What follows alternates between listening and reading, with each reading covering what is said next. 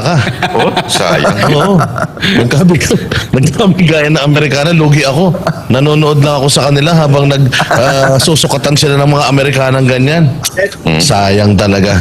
Oh, pero speaking of media, kanina nga kasi nandoon tayo sa press conference. Oh. Itong media talaga bida-bida. Alam mo Bakit? yun, gusto nila, parang sila ang kaawaan. Kasi may sinabi, itong isang dating volleyball player na na ngayon ay broadcaster na yung kanya daw kasamahan, pinukpok daw ng isang member ng KOJC ng papel. Yung papel na nakalagay Justice for Pastor Kibuloy, pinalo daw na ganun. So, ano yun? Ba't ginawa yun? Sabi ko, wait, yung mga taga rito pinagpupukpok kahit babae ng kahoy ng polis. Sabi ko, tinulak kami against the wall. Pinindown kami. Tinadyakan habang nakahiga.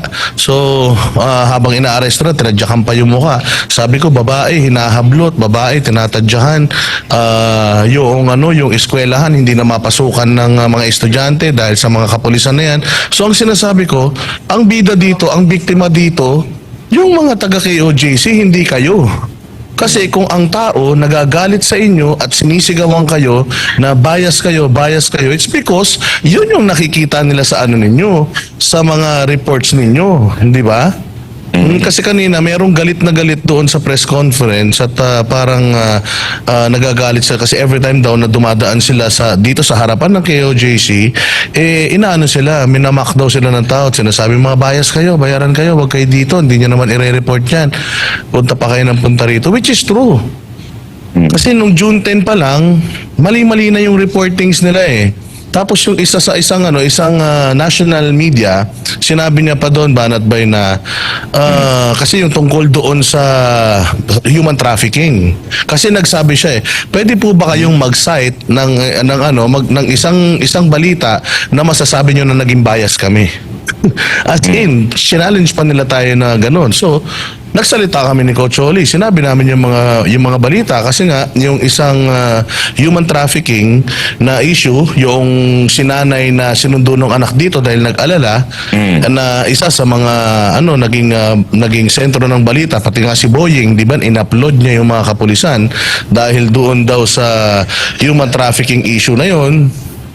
Sinabi namin na binalita nyo yung human trafficking without even asking for our side. Ang sagot ng taga TV5, wala naman kami nakakausap sa inyo. Sorry TV5 tuloy. Pero nung national media, ang sagot niya is, wala naman kaming nakakausap sa inyo, ayaw niyo naman kaming kausapin So ang sabi ko, ibig sabihin, kung ayaw kayong kausapin, i-report nyo pa rin. Di one-sided na report yun. Bad reporting yun, di ba? So yun ang dahilan nila. And they're so full of themselves. Ang dating sa kanila is sila yung kawawa. Tayo dito yung inabuso, pero gusto nilang umikot yung press conference na yun doon inapi sila. Oo, yun yung nakakabanas. So nakausap nyo pala kanina yung mga media. Yes, even Gretchen Ho, actually halos gabi na nandito pa si Gretchen Ho kasi gumagawa daw siya ng documentary, and in order for her daw to do her job, they need our help. So, pinaliliwanag nga natin, pero grabe yung mga tanong niya. Talagang, yung attitude niya, parang talagang, so yan. So, meron pa nga isang tanong doon ng media na, so, regarding yung cathedral ninyo, ano yan? Parang yan ba yung, yan ba yung room nyo? Yan ba yung, parang ganun sila, yung manner nila ng pagtatanong, na parang, alam mo yon, yung nasa isip nila is yung manner ng pagtatanong niya is yung kingdom talaga is hindi magandang pamamalakad. Kaya nga kanina yung yung interview ni Gretchen Ho kay Carlo, medyo nagdidebate na sila kasi yung mga tanong din ni Gretchen medyo condescending na din Actually, ugali na nila yan yung ganyan na nagtatanong pero may prejudge na sila. Meron na silang nasa isip. Yung hinahanap lang nila yung sagot na gusto nilang masagot. 'Di ba? Hindi talaga nagtatanong because gusto nilang malaman yung sagot. Sana yung dating volleyball player, sana sinampal mo ng hotdog. Di ba? Actually, Banat Bay, may tanong pa siya na, you're saying you were abused. Paano kayo inabuso? Ganun yung tanong niya. So, inabuso kami. Paano? Elaborate. Ganun siya. So, sabi ko nga, ma'am, wala ka bang Wala ka bang social media? As in, totally, hindi mo alam na yung nangyayari dito. When you say, sabi niya pa, when you say, tinirgas kayo, paano mo nalaman? Nandoon ka ba? Nakita mo mismo na tinirgas kayo? Yung ganun siya magtanong. So, parang alam mo hindi siya nakikisimpat siya. Yung china-challenge niya yung storya mo, ganun ang dating. Yun lang yung kwento ko. Ikaw na bahala mag-react tungkol doon. Actually, alam ko yan yung sinasabi mo. Yan ba yung tinutukoy mo na dating volleyball player? Oo, dating volleyball player Napapanood ko yung mga balita niyan. Laging medyo may slant yung balita niya. Nabanggit mo naman na yung stasyon eh. Laging may slant yan. Taga Davao yan eh. Na may slant yung kanyang ewan ko siguro talagang medyo masama na ang ano niya dati pa sa mga Duterte. Kaya nga yun yung nakakapagtaka dyan eh. Bakit instead na hanapin talaga sana yung katotohanan, hindi ho nila hinahanap yung katotohanan. Sa talagang nag-aano lang sila, nag-humuhusga ika nga eh. Kasi ewan ko, imposible naman na hindi mo makita yan.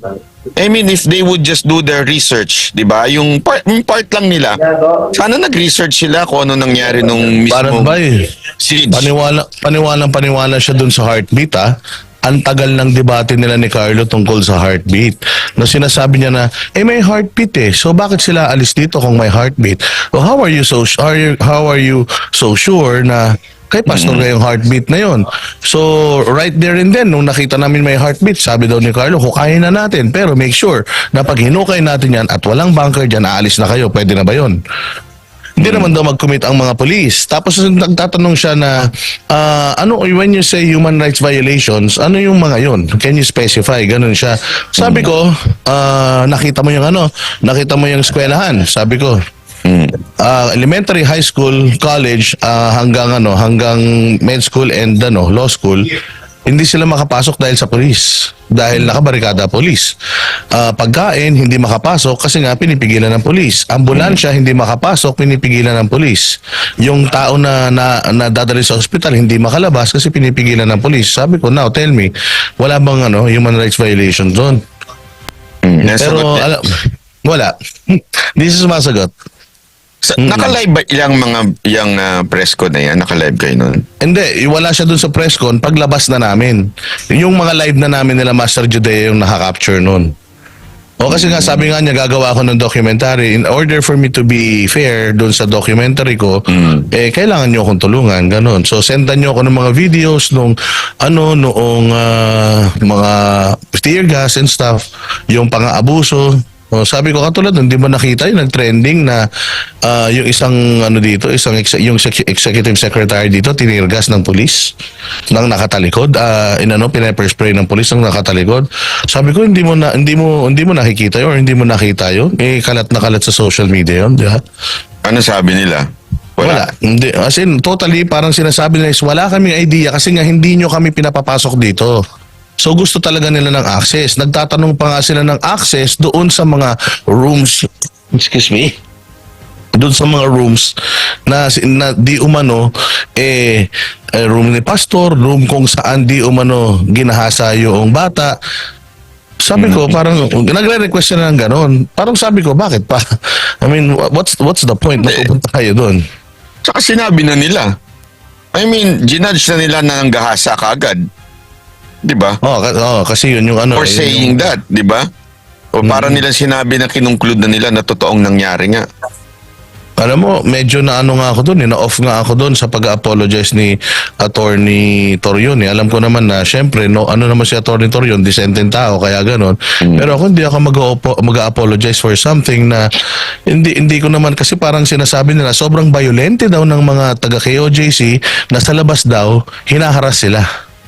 So sila hinaharas, pero yung hinaharas ng mga taga KOJC na hindi nila pinapansin. So parang ang sa kanila is naharas kami ng mga tao nyo. So ang sinasabi nga ni Sir Carlo is, kung nasa labas yung nangharas sa inyo, hindi namin ma-assure na, na member namin lahat yun. Yung baka, kasi yung iba dyan, non-believers din. Nung gabi na nagrarally kami dyan. Ngayon, kung dito sa loob, sabi ko, kayo ginanyan, ano yun namin? Didisiplinahin namin kung sino man yung mga yan. Kasi hindi turo ni pastor yung ganyan. Malay mo, mga tanim pulis din yun. Hindi, sabi ko nga, bakit ba nung gabi nung rally na yan, meron yung isang news outlet na binivideohan na 3 kabataan. Na yung 3 kabataan na yun nangungulit lang. Tapos ages 12, 13, and 14. So ngayon, binibideo ng media, may isang sumita sa atin na, ba't may binibideo yan? Hindi namin kasamahan yan. Baka mamaya, ginagawa na naman nila yun na sabihin nila na human shield na naman ng mga bata. Oo, klarong-klaro dito na lahat ng mga minor de edad na nandito sa loob, pinauwi muna ng pamunuan sa mga bahay nila. Kasi nga, baka maging issue na naman. Oo, tapos yung ibang mga nandito, galing sila sa mga ibang lugar dahil nga alam nila na may krisis dito, nagpunta sila dito. Dahil syempre sobrang dami banat bay ng mga ito, kaya yung iba natutulog sa mga tents, yung iba natutulog dun sa basement ng yung hinalughog ni Torre. Ngayon pinalalabas nito ni Torre, napakasama ng kondisyon ng mga natutulog dito. Kasi nga medyo mainit dun sa basement, tapos sa tent lang natutulog. So parang ang hina-highlight ni Torre is masama yung conditions ng mga tao rito. Parang inaanggulo nga niya doon sa human trafficking. Ang punto is, yung mga yon alam nila na hindi na sila kayang i-house ng Kingdom Compound dahil marami na sila dito eh. Meron naman daw sila mga bahay sa labas, which is meron naman tayong dyan sa may katapat na subdivision, meron naman mga bahay dyan. Kaya lang, ayaw daw nila kasi nung lalabas pa, babalik pa. Kaya they just decided to just stay inside. Ang pinupunto ng mga taga dito sa loob ng KOJC, nung nag-start sila dito, kubo-kubo lang talaga yung bahay nila. So kumbaga, itong mga tao na to is talagang willing mag-sacrifice kahit mainit kasi nga mahal nila tong lugar na to. So yun yung hina-highlight, yun yung inaanggulo ng ibang mga media. Actually, yan nga yung magandang angulo dyan eh. Kasi kung iisipin mo, why? Bakit sila nag-i-stay?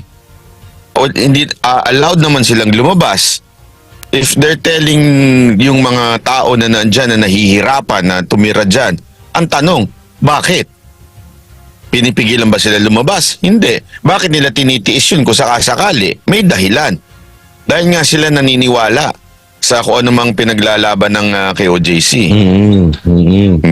So yun yung hindi naintindihan. Then tsaka talagang ang issue lang talaga ng media is hindi nyo kasi kami pinapapasok eh. Bigyan nyo kami ng access para matulungan namin kayo. So parang fake newsin namin kayo hanggat hindi kayo nakikipag-coordinate, cooperate sa amin. Parang ganon, they're so high and mighty. Doon ako inis na inis kanina, Banat Bay. Buti pala. Hindi nyo namura yung mga yan kanina. Baka sabihin na naman nila pinagtutulungan ninyo. Nagano talaga ako kasi nung before yung press con, si Doc Marlon, kinausap niya na kami na kasi galit na galit talaga yung mga SMNI from other provinces. Nag-meeting kasi lahat na papasukin na, parang invite natin sila dito, bigyan natin sila ng chance para makita talaga nila yung sitwasyon dito kasi nga si BBM sinasabi walang baril, etc. etc. So papasukin natin sila dito para makita nila yung sitwasyon. Ngayon, yung ibang mga taga dito medyo may reservation sila, parang ayaw nila kasi nga hindi naman i-chop-chopin din naman ng mga yan yung mga video hindi naman ipabalitaan yung so parang ganun yung environment. Pero ang sinabi ni Doc Marlon is basta tanggapin na lang natin sila, tapos muna bigyan natin ng chance pagka hindi nila pagka talagang niloko nila tayo or nagbalita sila ng mali di saka natin sila iban dito. So hindi ko ina-expect na si Doc Marlon biglang nagpunta to tapos naglitanya, Banat Bay. Pinagalitan niya silang lahat. Talaga? Sinabi ni Doc Marlon na, anong klase kayo? Bakit ganyan kayo magbalita? Dapat yun lang tayo sa totoo. Bakit minamali niyo yung balita? Tingnan niyo yung mga nandirito. Totoo ba na walang baril? Tingnan niyo yan. Di ba may baril yan? So ano masasabi niyo dyan? Bla, bla, bla. So tahimik din sila. As in talagang nag-sermon si Doc Marlon doon. Medyo nangagat siya. Tapos syempre, alam mo naman, ang Banateros, Pal din. Syempre. Syempre, pagkatapos si Doc Marlon, ako naman ang nag-sermon. Sabi ko, mali naman. Siyempre, yung the usual Banateros na talagang wala tayong pakialam. Kahit sino talaga, pag mali, babanatan natin kahit harap-harapan. So ang sinasabi ko, sigurado kayo, hindi nyo chachap-chapin yung mga videos na yun. Kasi chinachap-chap nyo naman yung mga videos eh. Pag Pero nakuha nyo na yung... Si Coach Oli hindi naman tumabi kay Gretchen, ho? Kasi mahirap pagka ganun ang nangyari. Balita. Nagka-problema kasi si Coach Oli, gawa ng syempre medyo pawisan na kami. Dumating yung mga delegates ng Malaysia, ng Japan, ng Australia, ng US. Nagpa-picture. Alam mo naman si Coach Oli, vain siya eh. So, kailangan mabango siya pag nagpa-picture. Kaya bigla siya nawala kasi naligo siya. Partners! Kaya Yan ang Banateros, walang inuurungan. Pag tama palakpakan, pag mali ay babanatan. Yan ang Banateros, boses ng ordinaryong Pilipino. Banateros ay walang makakaawan. Walang inuurungan, Banateros ay tinutulungan.